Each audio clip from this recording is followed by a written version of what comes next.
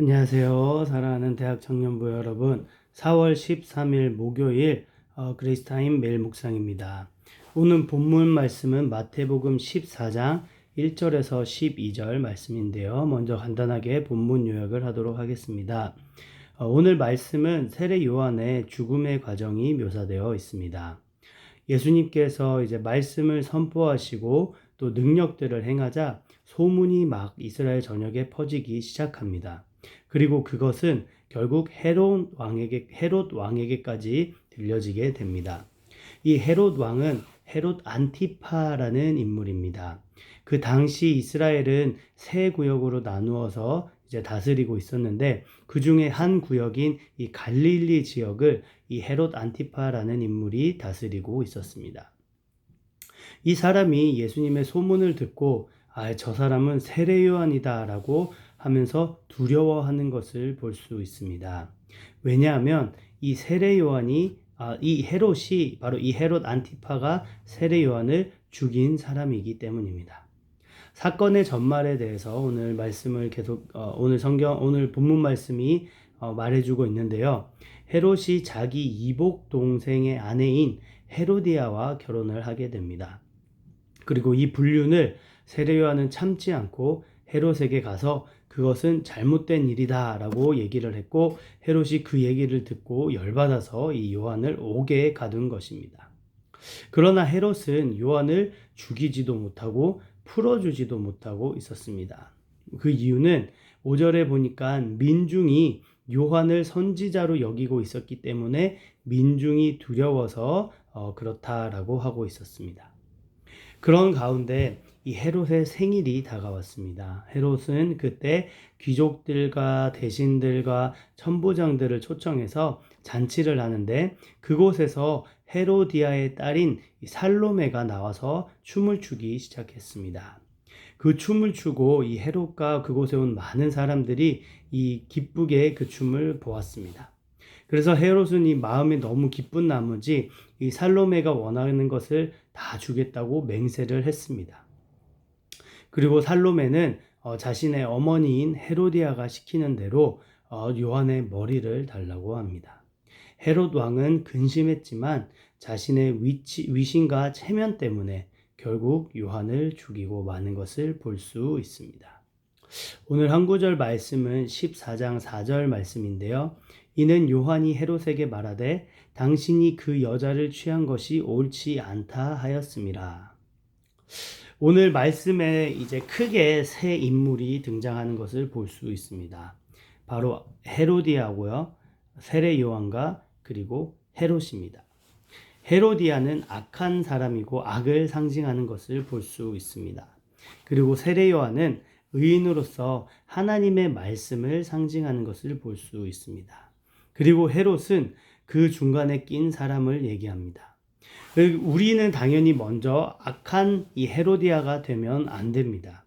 우리의 가장 이상적인 모습은 이 세례 요한처럼 되는 것이죠. 바로 세상을 향해서 담대하게 하나님의 말씀을 선포해야 합니다. 세상에 잘못된 것을 그냥 지켜보는 것이 아니라 그것을 분별하고 더 나아가서 그것은 잘못된 것이다. 하나님의 진리를 거스리는 것이다.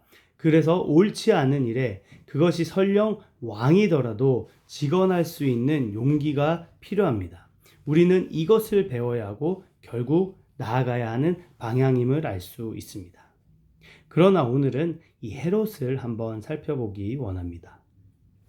우리가 아까 보셨다시피 헤롯은 죄를 지었습니다. 바로 동생의 아내를 취한 것이죠.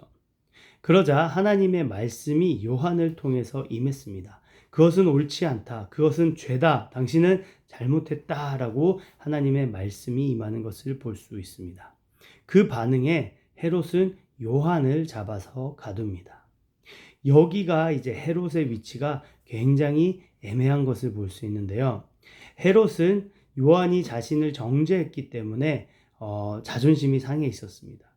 그리고 지금 자신의 아내인 헤로디아는 요한을 죽이고자 하는 것을 마가복음 6장을 보면 알 수 있습니다. 그리고 백성들은 또 요한을 선지자로 여겼기 때문에 헤롯은 또 백성들의 이 시선을 또 의식해야 했기 때문에 그 가운데서 또 죽일 수 없었습니다. 그리고 또 헤롯은 요한을 이렇게 헤롯 또한 요한을 선지자로 거룩한 사람으로 생각하고 있었습니다. 마가복음 6장 20절 말씀인데요. 헤롯이 요한을 의롭고 거룩한 사람으로 알고 두려워하여 보호하며 또 그의 말을 들을 때에 크게 번민을 느끼면서도 달게 들음이더라. 헤롯은 헤로디아와 세례 요한의 사이에 껴 있었던 것입니다. 즉 세상과 하나님의 말씀 사이에서 이러지도 못하고 저러지도 못하고 있었습니다. 그리고 이 두 개를 동시에 가지고 있었던 것입니다. 그래서 세례 요한을 죽인 것도 아니고 살린 것도 아닙니다. 자신이 잘못한 죄의 상태에 그대로 있으면서 하나님의 말씀을 그냥 마음 한켠에 보관하고 있었던 것입니다.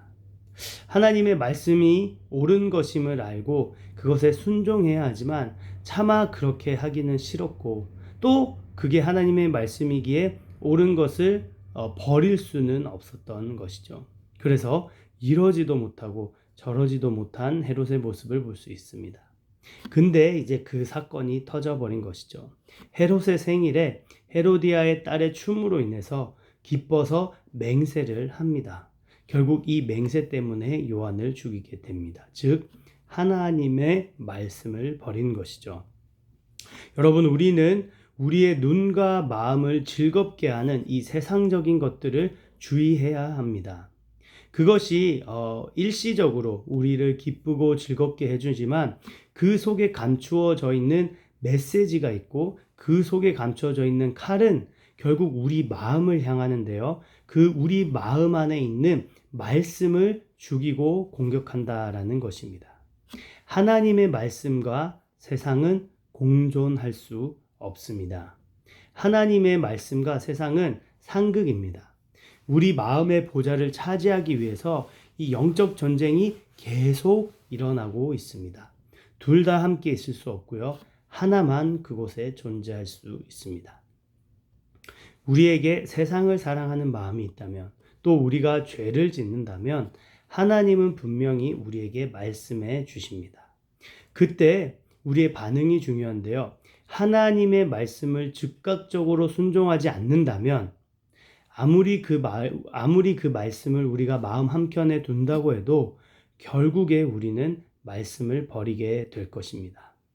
왜냐하면 아까 이 살로메의 춤처럼 세상에 너무나 많은 것이 우리를 유혹하고 자극을 합니다. 그것을 통해서 우리 마음에 있는 말씀을 계속 공격하기 때문입니다.